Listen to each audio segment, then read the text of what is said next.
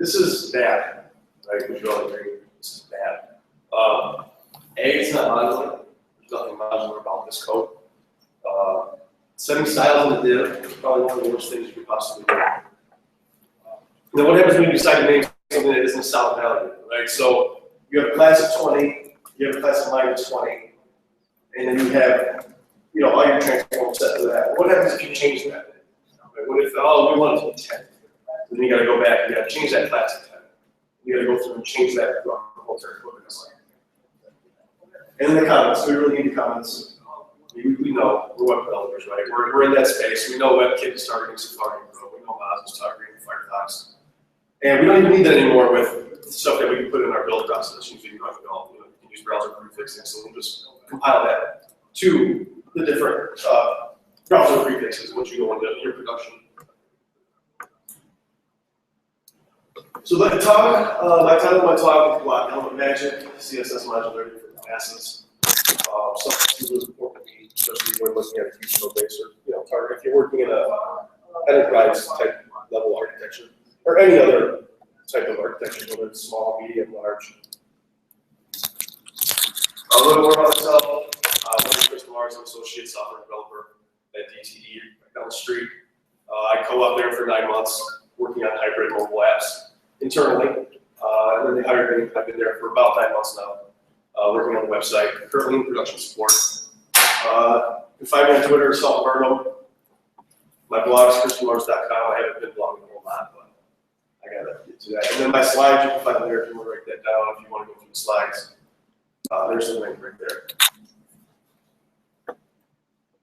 I also have free stickers, so if anybody wants any stickers, I always come here and get us. So come see me after the talk, and you can have as many as you want.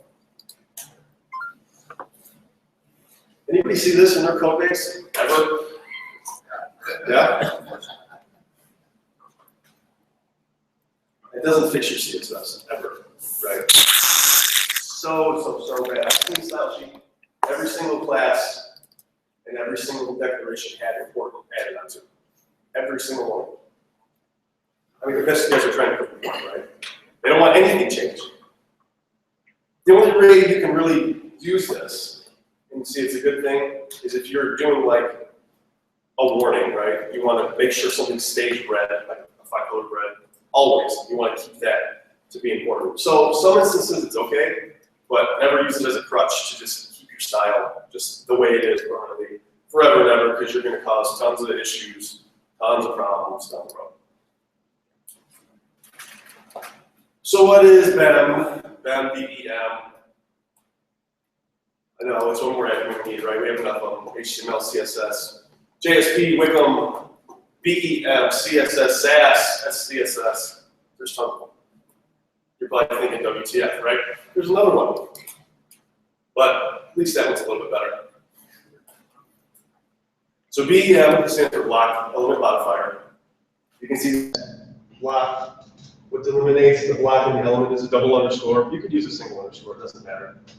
And to delineate the modifier, you have just the 2 dashes. You could always use a dash. The way I usually do it is if I'm targeting something specific of the element and I'm not modifying it, I'll use just a single dash. So let's say that, for instance, the block would be foo, the element would be bar, but it's the element copy, I would do a dash copy.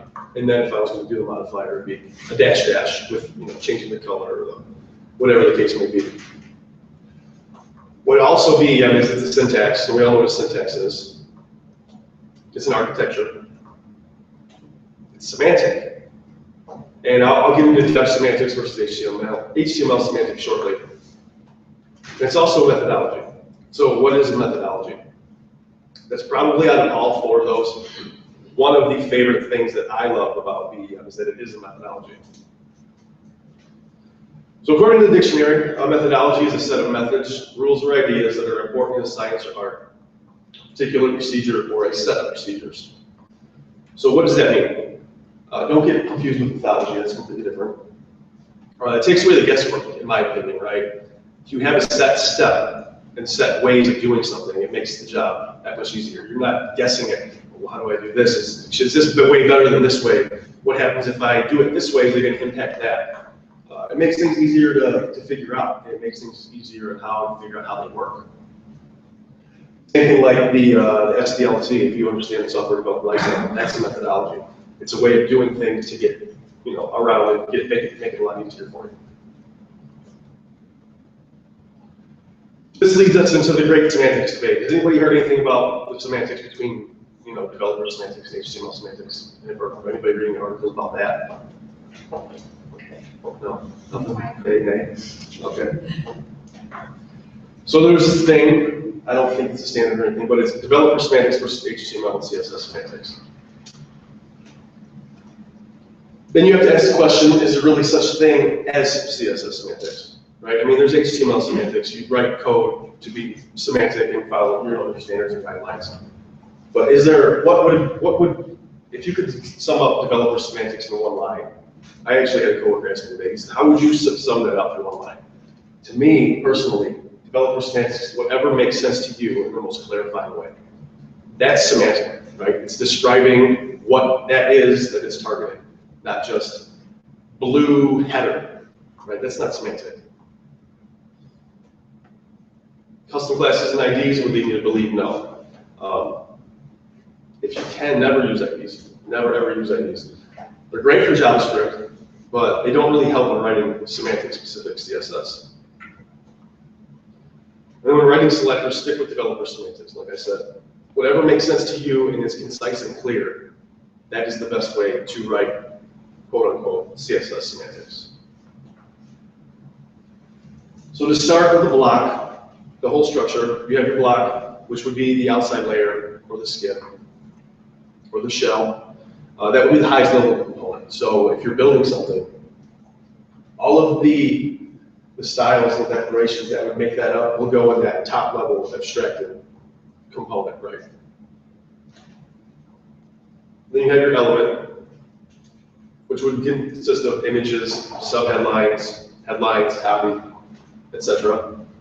It's a child of the block, so it forms the block. So everything that's inside that, let's say that's the image, the headline, everything that's in the parentheses forms that higher level abstracted block.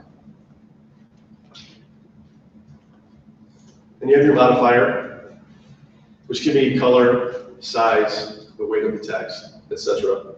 So as you can see, the things that changed about this, the background color changed, so that's a modifier.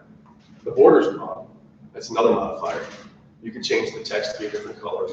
You can do something to the image, that would be another modifier. Whether it's bigger or smaller, that could be a modifier. Not as good as it should be, but you could always add that to be a modifier. It represents a different state or look of either the block or the element that's within it. And this whole B.E.M. and the modularity and the flexibility brings up a really good quote by Stephen Hay, who said, "We're not designing pages, right? We're designing systems of components. The days of designing pages are gone. Everything is a pattern. Everything is symmetrical." I remember when I started. Who started with Angel Fire GeoCities? Right. People were. I built web pages when I was a kid using Angel. I didn't care where anything was at. I just did it. And it looked sweet. It had sweet music and animated GIFs all over the place. Older pages. We just built pages. Well, now they're not building pages anymore. We're building systems of components, especially when you're using certain frameworks, like if you're using WordPress or Wickham, you're building components to fit within a predefined system. It's really, really, really good quote, because when you take that approach and you're tasked with building a site or revamping a site, to think of it in a components mindset as opposed to a pages, then you can start to break it down and abstract and see different patterns that you can reuse and move from here to there and keep it modular. Think about that, what that means. I mean, super, super powerful statement. In the best way, identify these components to architect your design and your development. So if you have any work with any architects and you want to just have like a little one-on-one, they're like, hey, we got this way, and there's a repeating pattern I see here. How about we integrate, B.E.M. or some type of modular system and see what they say. So one of the advantages is the reusability of the code. So there's a lot of divs here. It's probably not a good thing, but So your div class of foo, that would be your block, right? So that's your top level abstraction. Within that, and this goes back to the examples I had showing the block element modifier. Foo avatar. So avatar belongs to the block foo. So we know that sticks with that. No matter where in the code base it goes, it is always going to stick with foo. Unless you have another component that you would name, then that avatar would go with that. Then you have an accompanying modifier class, or element class. So we know avatar sticks with foo, and we can add that into the code, and then just target that avatar itself. Within the foo block, we have the foo headline. So we know that that headline specifically sticks with foo, right? It's nested within foo, and it's appended or prepended with foo and then the double underscore. Within that, you have foo underscore headline and then 2 dashes urgent. So that class would signify that this headline, this isn't urgent, so it would be, you have to put one class on that, right? Or one declaration. It would be orange or red. You wouldn't have to make a whole separate declaration with 4 different styles of it to say, oh, this has to be this and this and this color. Change it one spot, and it'll change everywhere. Can I ask a question about that? I'm a little confused. Yeah. The food avatar and food headline, those are describing elements, but they're nested within each other. I would have thought that they would be in parallel with each other, describing different compositional elements. They're nested. Well, I might have messed that up, so I apologize. Okay. But yeah, so I see what you're saying. So yeah, it could be. Yeah, it should be moved back. Like I said, I've been sick for a month, so okay. I probably wasn't paying attention. But yeah, I see what you're saying. So yeah, it shouldn't be nested within there, but everything that's nested within foo, as far as the elements and modifiers, we know that that all belongs to foo. So, and even you can already nested, the rules still apply, right? Yeah. Yeah. Right. But your description of what an element was like a standalone component of some sort. Well, it's within the block. So avatar would be just an image that would be within that foo block. Right. The headline would have its own content. Right. Okay. Yeah. That's what makes it modular, because it doesn't matter that it's nested, because it's still within foo. So as long as it's within foo, you're going to get the style. So it doesn't matter that it's within avatar as well. You're still going to get the styles. Yeah. This was just simply just to show that all of these belong to that same block. Right. So, and then like with foo body copy, if you have a set standard, like if you have a style guide and it says all body copy needs to be this, we know that, oh, okay, foo body copy is the set standard from the style guide. But let's say the design team says, oh, we need this to be red. Well, then you would do like a foo body copy with a modifier of, ornate or urgent, something specific. And that goes into like primary, secondary, tertiary colors, depending if that's the kind of style guide you have. Identify patterns like this when you're testing build components. That's what I did at DTE. I was tasked to build a bunch of components, and I was asked by my senior developer to make a modular, make a flexible. And I said, okay, well, I see an opportunity here to bring in them, and everything that I built, I did it in just this way. And it describes what the component is, it describes what's inside the component, and the maintainability is super small. And that's what the next slide's going to get into. So you can see the maintainability is super easy. It's organized into small chunks opposed to large declarations. I remember, back in the day before there was a Bootstrap or a Foundation or any type of CSS framework, writing CSS, you just wrote huge lines and lines of CSS to target every single little thing. And your classes never made any sense. They made sense to you, right? But nobody else could understand what was going on. So this goes back to the whole block element, the boxes, foo. If you're not working within a framework that dictates the width, like Bootstrap Foundation, if you were to set the width, you set your main classes on foo to build that component, the structure of the skin of it.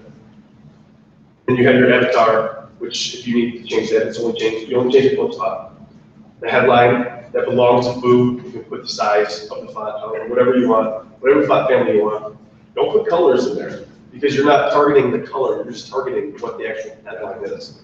Because if, say, they want the headline to be blue, but you've got to go in here, or you gotta go and keep going and changing it. If you had foo headline secondary, that would target the secondary color of the headline.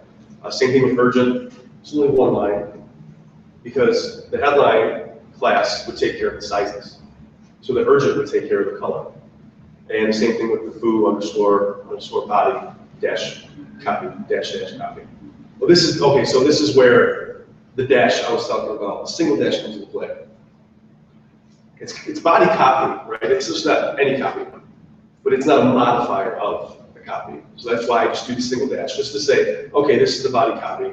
If there is a modifier, say I want large copy, you know, foo body copy dash big, right? Or dash priority. So you can, you know, distinguish between what high, medium, and low as far as your H1, H2, H3.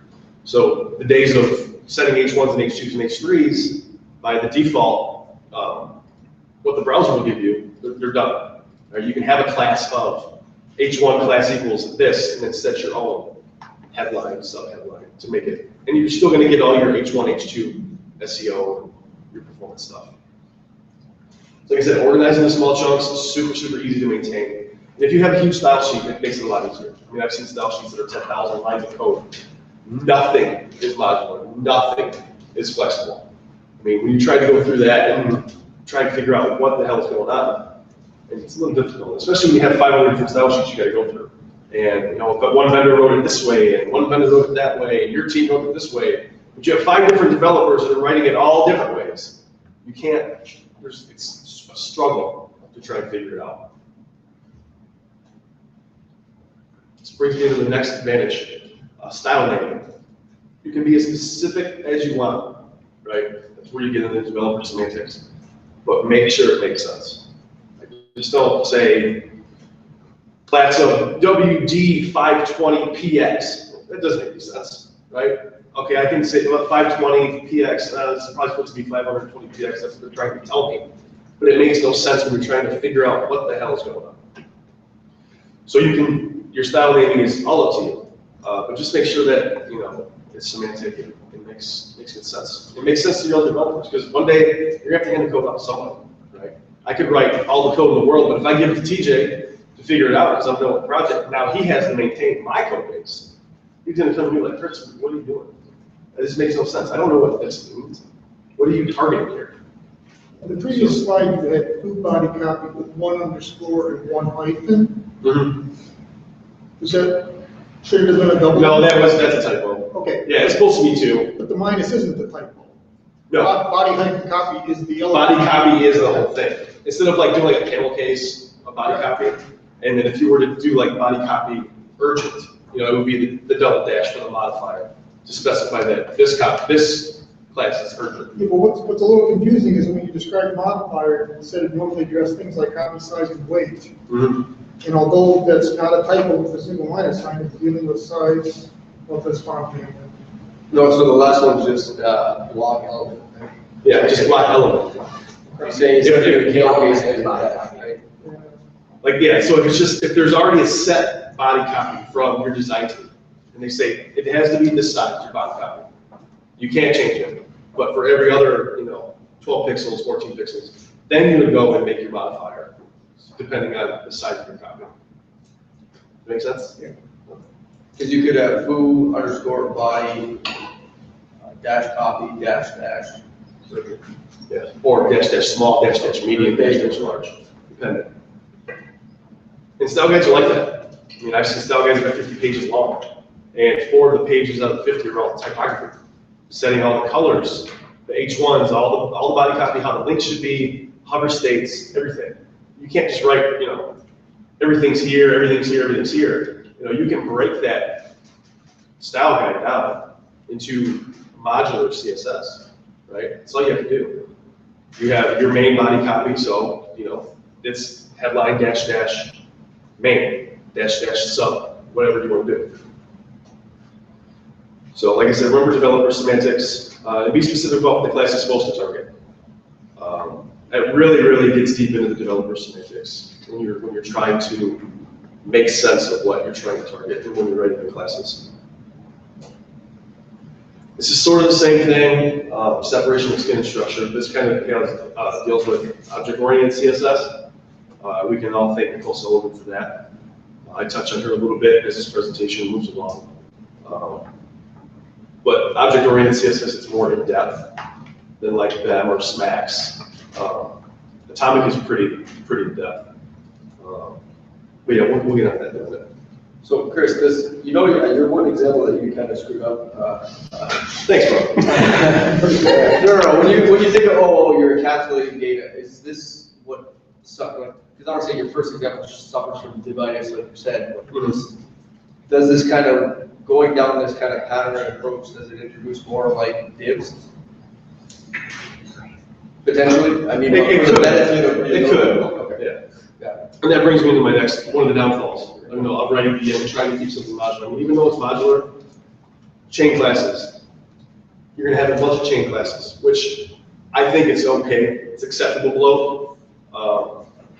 But if you want your headline to be specific as your element, but you also want it to be large, and you also want that to be urgent, you're gonna chain classes. Because if not, you're gonna have that all in one, maybe 5 lines of code, but then it's not going to be modular. So you're going to have to change it there when you can change it, you know what I mean? So the chain classes kind of makes it a little crazy, but it's specific without passing the specificity. In my opinion, that may be the wrong statement to use. That might be the wrong way of saying it, but I think it makes a big difference when you're trying to specify fight specificity, because we all know that's the problem, right? None of us like writing CSS. We want an easier way to write it. So, let's bring me to my next slide, alternative methodologies. We have atomic design, SMAX, and CSS, or object-oriented CSS. Atomic design was developed by Brad Frost. If you don't follow him on Twitter or read his blog or anything, super smart dude. He works out of Philadelphia. He came up with this design system called atomic design, based on 5 principles. The methodology for creating design systems, it works with atoms, molecules, organisms, templates, and pages. And all these things, if you think about it, it's like B.E.M with 2 extra steps. It's really abstracted down to the point of the single most thing you can have, which would be an atom. And so like 2 or 3 atoms would make up a molecule. And then so many molecules make up an organism, et cetera, et cetera. You can see how it builds, one builds off another. In a good way, he does this as a thing called Pattern Lab that he designed. Check it out, it's really cool. It's a really good way to prototype and build different systems. You can see how it works. There's also a link to his blog where he talks about atomic web design. He's given talks all over the country about it. I think he's even given international talks about atomic design. He's offered to come here too. We just need to find a sponsor. Yeah, that would be sweet. I had that read a couple years ago. So. Yeah, it'd be cool if we could get Brad Ross here for self-comp or any other conference that we're having down here, something small.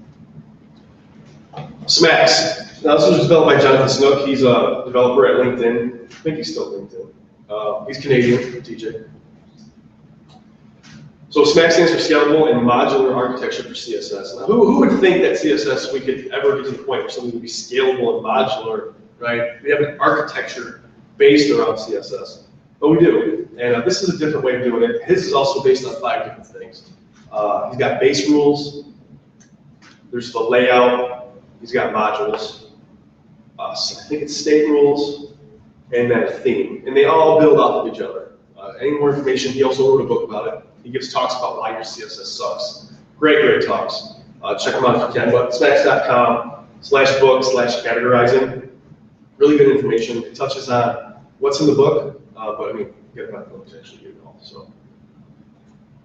And last but not least, CSS, which was developed by Nicole Sullivan when I think she was contracting at Facebook when she came up with this. When they tasked her to rebuild their media objects, which were, I don't have Facebook, so. When you like somebody, on the wall, something, you got a picture, like a little blurb, right? She was tasked to make that completely modular. Now, CSS is kind of crazy. It's an object-oriented framework, for repeating patterns in CSS. It separates the structure of the skin and the container from the content. And if any more information, you can go over to GitHub. Just get a little bit about CSS, kind of explains it a little bit. So that will get into a little code demo. Let me just get this set up. Find my mouse. First one. Here.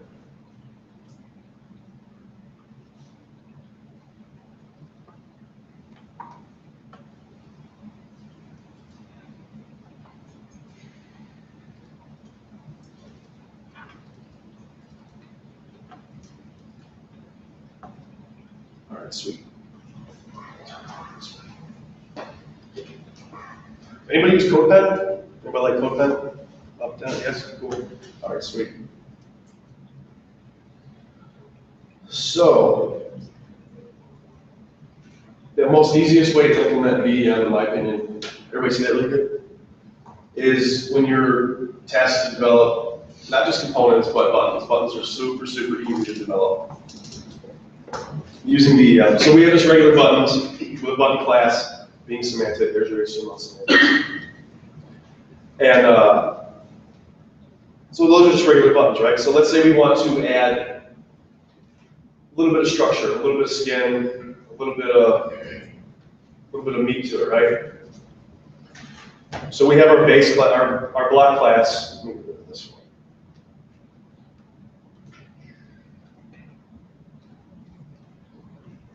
We have our block class of button. Right. So we set the width to 200, the height to 5 to 50 pixels. Gave it a margin right, text align center, border is 0. And we set the border radius to 20 pixels. Sweet, we got our structure. Good, we can add button to any button class. This is what we're going to get. Cool.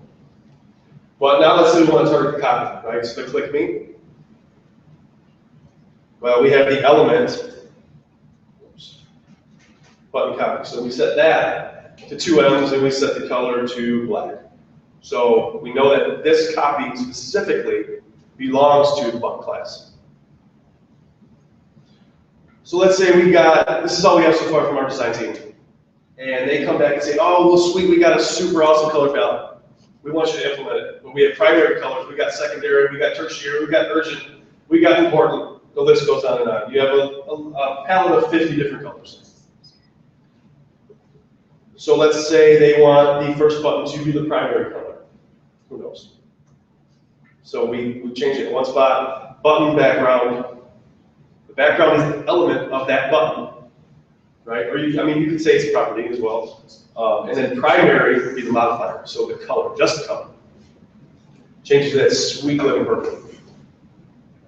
So then they say, well, we want the second button to be a secondary color. So what do you got for us? I'm like, oh, okay, well, we got the button background secondary. Sweet looking teal color. And then they come back and say, well, you know what, we like these two colors, but we want the third one to be one of the tertiary colors on our palette. Say, okay, sweet, no problem.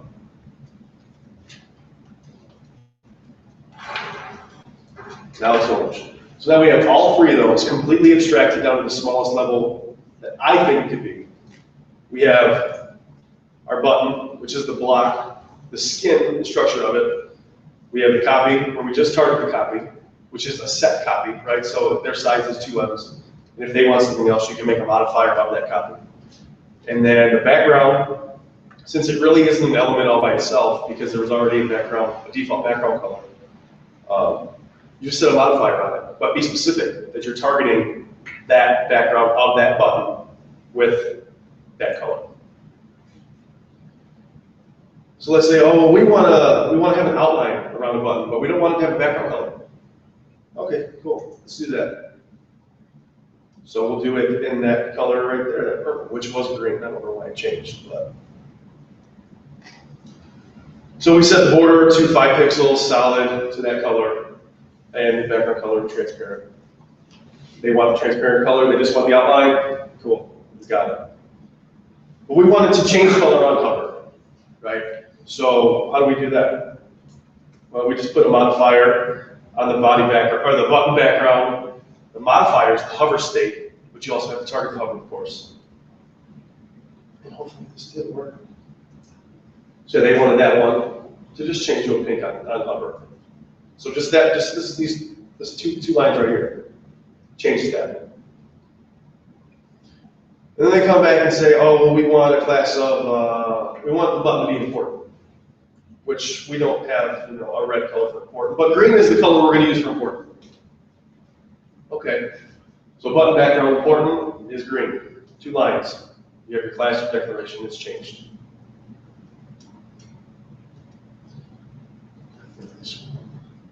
That changes that back. So now all 3 are green, but I think this one's still pink, right? Like, oh, we don't want pink. We're gonna iterate our code a little bit, and we're gonna iterate the design. We don't want it pink. We want it green. Okay. And this was just happened on accident, but so let's change that to a light green. There you go. So you can see how all of this is abstracted, except for these 2, this one. You have your main skin for your structure as your button class up here. You have your button background primary, your button background secondary. And you can remove them. I mean, if you don't want the background color on there, that's all you have to do. You want something different, just make a new class, keep it abstracted, and write it in. I have a question. Yeah. On the hover state. So imagine that you wanted to apply the same hover state to, I guess, multiple of these situations. Since each situation is kind of strictly defined, would you have to do that in all of them? Like, say you wanted to change the background color by like lighter by 30% or something like that. Regardless if it was a primary, secondary, or third type of button. How would you go about doing that? Or would you have to write 3 separate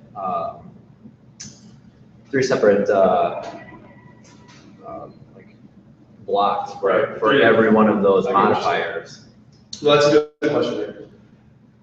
The way I would do it, and somebody might do it differently, it might cause more code, but I would just write a separate, specify. Like one for each? Right, one for each, specifying each one of those. Because then, like, it's the same thing with working with variables and stats, right? You're going to put everything out and just change it in one spot as opposed to changing it everywhere, right? So if it was this hover state on this one is a light green, but let's say we want it even lighter. Yeah. I'd make another one because if they want to go back and change it back, you just comment it out and delete it. But is hover really a modifier though? That's where Yeah, because you're modifying the state of the button. So this is solid, right?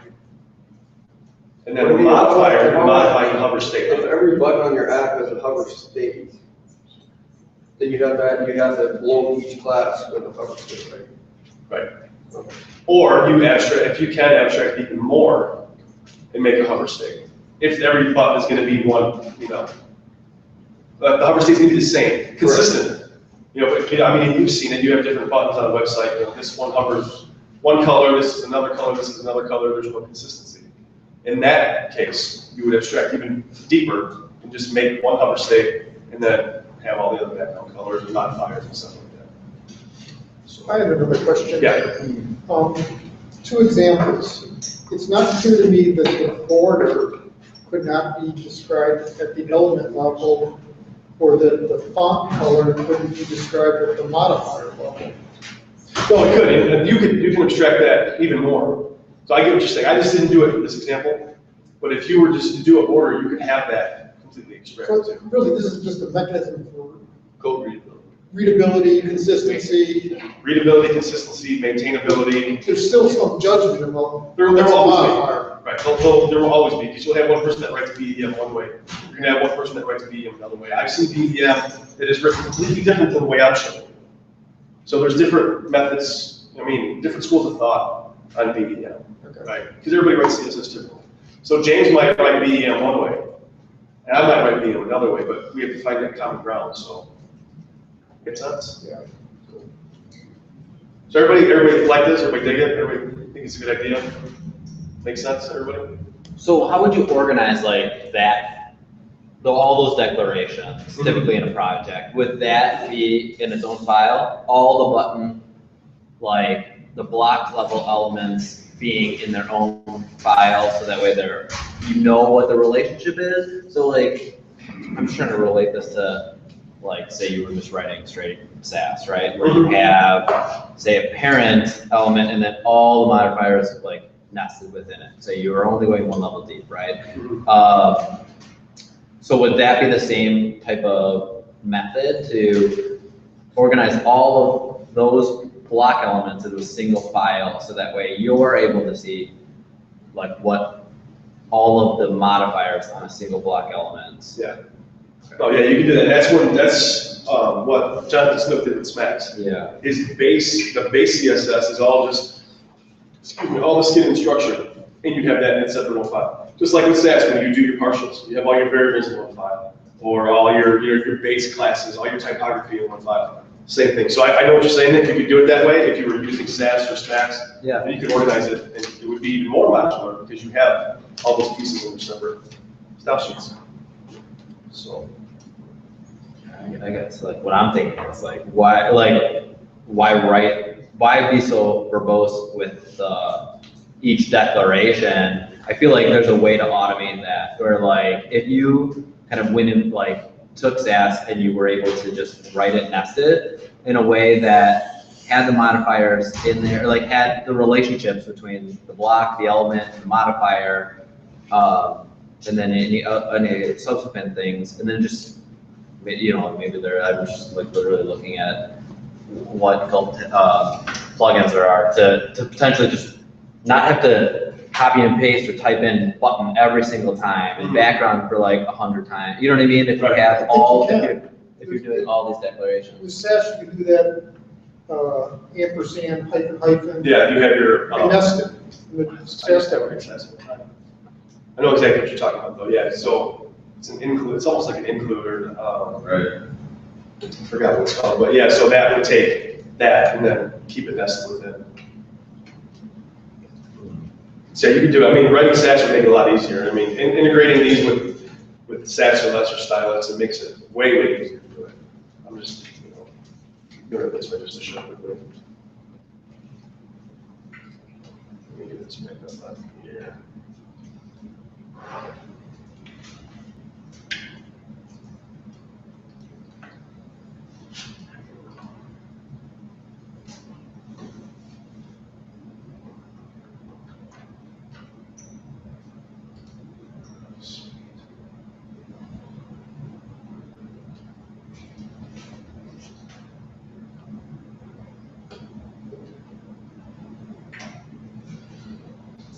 So you can see, right, CSS, I mean, it's not so bad. I mean, everybody hates it. I didn't like doing it when I first started. The sky's the limit, right? CSS is awesome. No matter what anyone tells you, it's sweet. When you can figure out easier ways of doing things, better methodologies, an easier way to write the syntax, a better way to do semantic, a better architecture.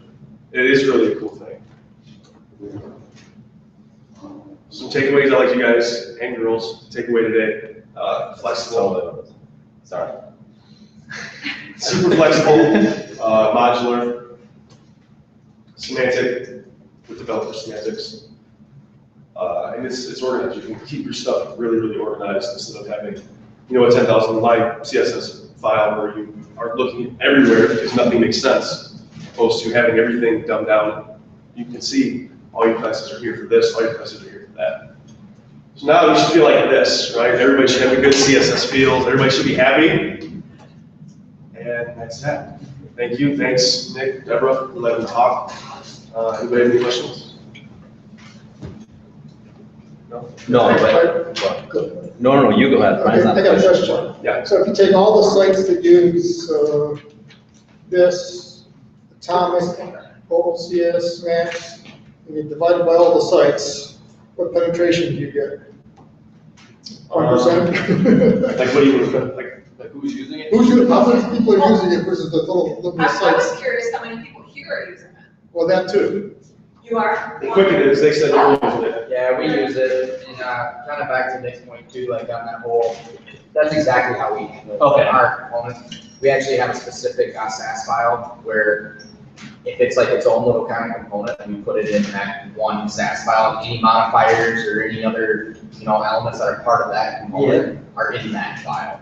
And then if we need that on a page, we just import that file onto the page. There it is. We even go as far as having templates for the HTML as well. So then you add the template, you add the CSS, and it's just there. Awesome. If you wouldn't mind sharing that with our group and about how you're doing it, that would be really good. It could just be a quick comment, here's how we're using it for a real life example in our work. That would be really good because I know a lot of people are questioning, how do I make this happen? I'm using SAS, what's possible? So feel free to add that in. Yeah, so I just DM'd you a link that I think might help if you're using SAS, like this example on this, it's AutoBEM, SAS commenter. It's not, I guess it is a Go plugin, but it can be used anywhere.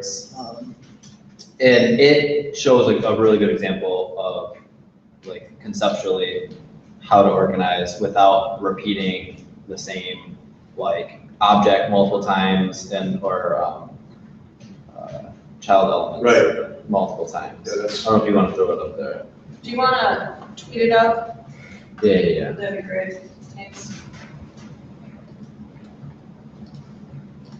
This may I not be did learn the something best how way. many learn, and it's the modifiers. I noticed that in your modifiers, and I guess that's probably how it's supposed to work. You don't change certain properties, I guess. Like my modifiers, like if it calls for the size to be slightly bigger on the bar or something like that, I'll do that in my modifier. Like is that all right when it's like a header or does it matter? No, yeah, I would do it, like, I would have Because I the, noticed you use like if button underscore for background instead of just using like one of the other modifier elements that you already had. right. Like you created a whole new one.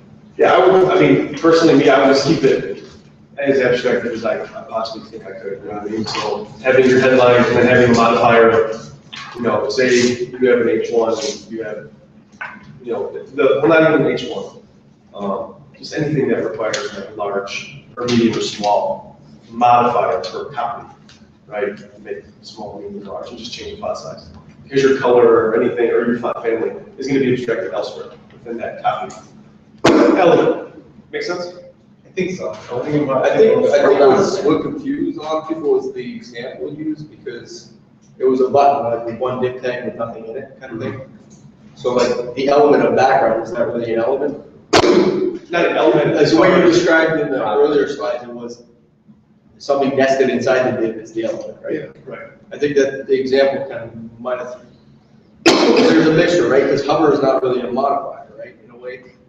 The way The way you, I mean, you just. the way I was taught to write B.E.M, hover actually is more. I think I'd like the idea, share something from Quick Moments. Yeah, no, I like your. A full load application. 'Cause you Pull talked up, about- pull it up, or pull up Quick and Loans back. No! That's like pulling up JT.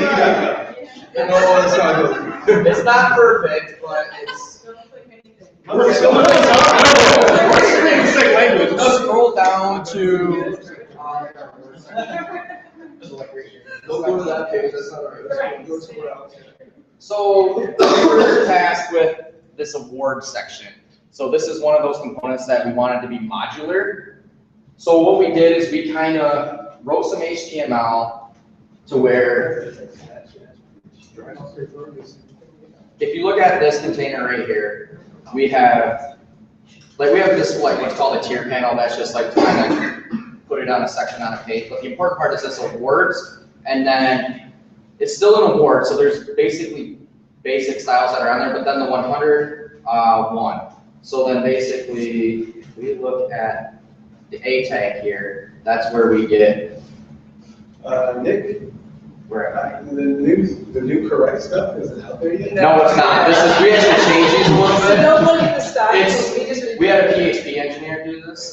So he tried, we code reviewed it, and we're like, make it B.E.M, and then this is what he wants. But it's the same concept though. The only difference is the class names are a little bit different. But as far as the HTML itself, it's exactly the same. The styles are exactly the same. The only thing that really changed is this doesn't say like rewards dash 100 dash best. It's just a little, it's more B.E.M naming convention wise.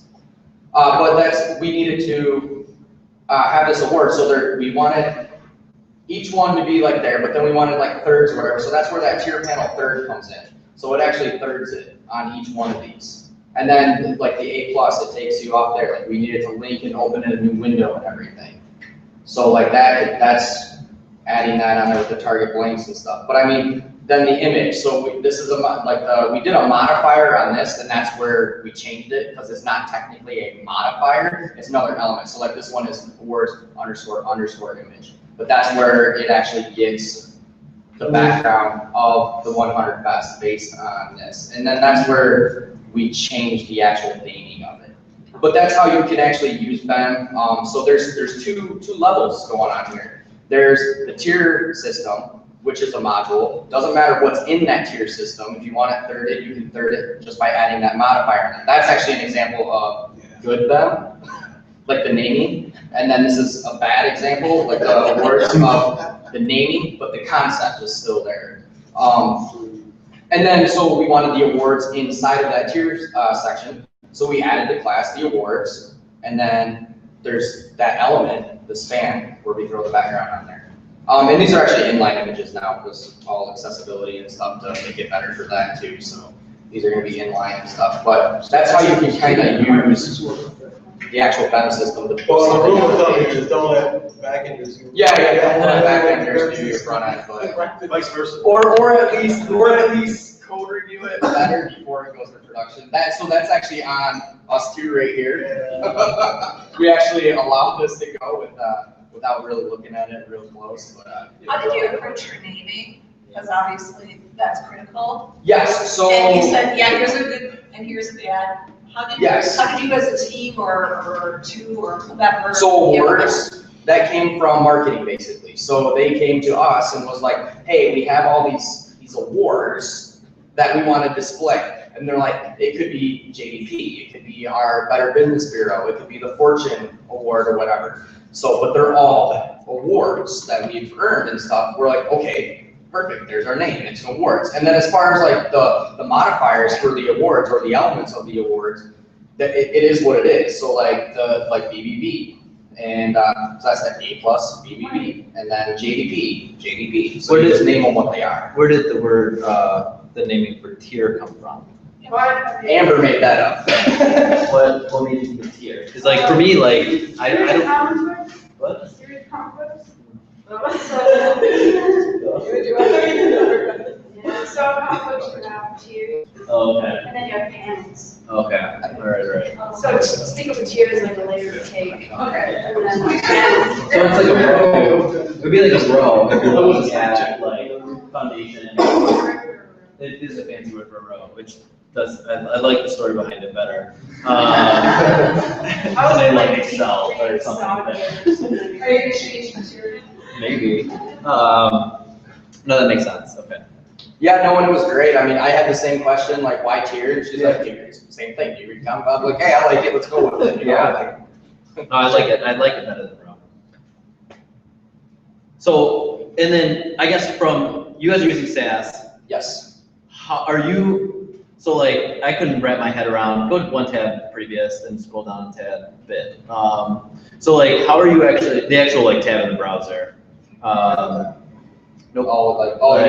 One previous to the left. Sorry. And then scroll down a bit. So like for me, I'm like I wouldn't want to like repeat this. Like in this case here, scroll down to like the usage, right? Like repeating the word object or tier like 100 times in a SAS file would just like kill me. And so like, are you structuring your SAS in a similar way to this that like builds out the naming, or? So it depends. We initially, I initially tried that, and back then was when we were using PHP.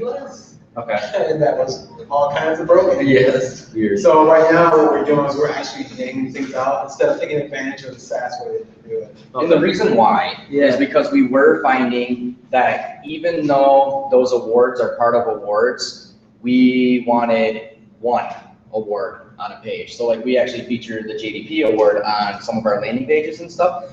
So we didn't really want to have to necessarily grab that entire parent award structure in HTML to drop on the page. So we actually said awards JDP.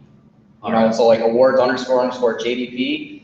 So if you put that anywhere on any page, it'll get the style. So, and then if you want the entire awards section, then you can actually do the awards component where you wrap it in the awards container.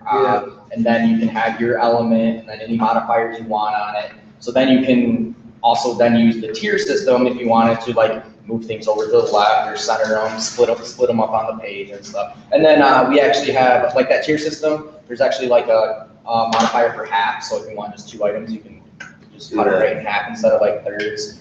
Because we're not using any kind of like framework or anything like that, which we are probably going to switch to that in the future. But for now, we have to do it manually. So no, that makes sense. And so the other thing that you mentioned or kind of alluded to is pulling in certain either files or components on a per page level. So like inside of your page, are you like doing a whole bunch of calls on every page for like those individual CSS files? So or are you like, is there like a unique per page CSS file, or are you utilizing some sort of? If it is one of our responsive pages, they have their own specific CSS file where it's named whatever that page is, like in the URL. What that file is, using SAS like imports of all the other CSS, it'll import any modules we need, such as the award section, or we also have like, we called it base responsive when we were switching to responsive, because we had a base and then we're like, well, we're going responsive, so we'll call it base responsive.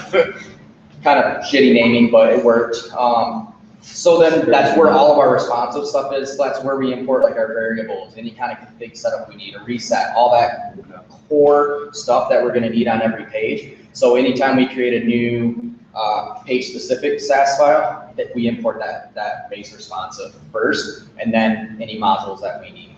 And then we're getting better now, because at first we would have a page-specific CSS, and even though it was responsive, we'd have like all the imports, and then we'd have a ton of just other CSS.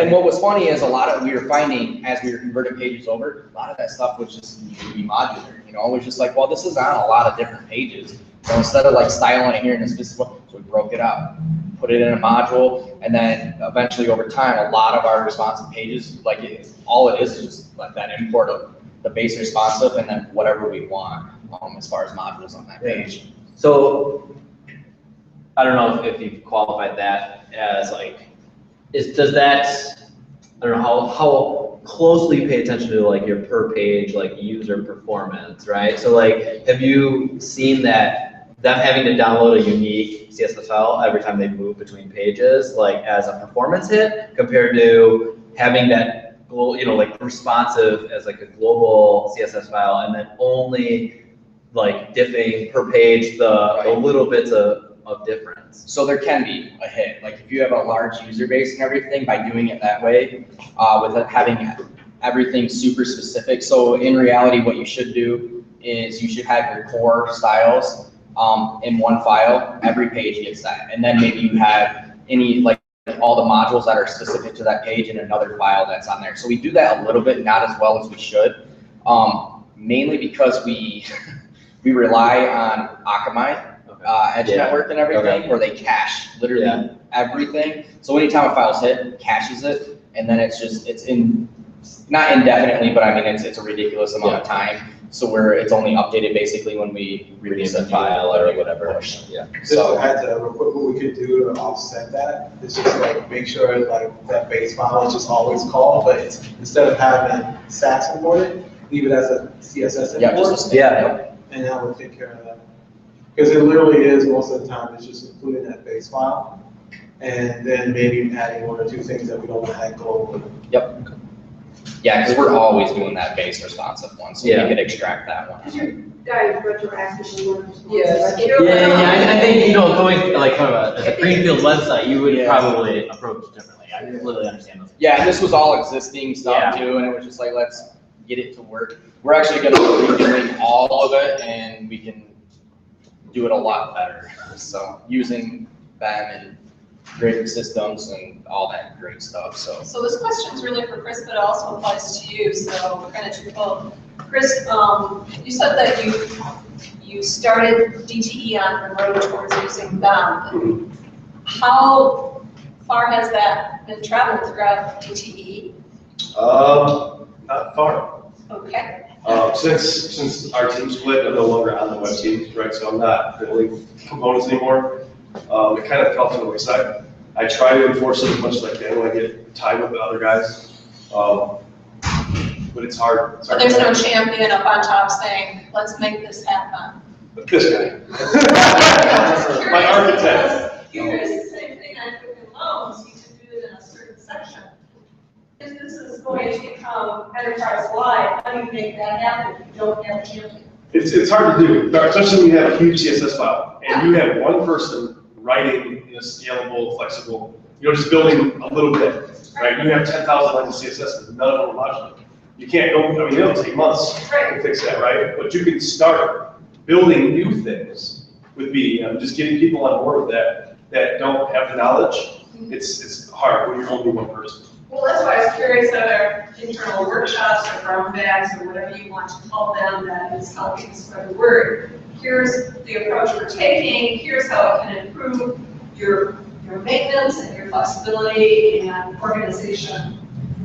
Yeah, sorry. I was gonna say, one of the biggest challenges at DT is we're not a developing like quick loans, which, makes. We're not a software company. We're not a software company. At the end of the day, we serve, energy and. Electricity, gas. Customer experience is good.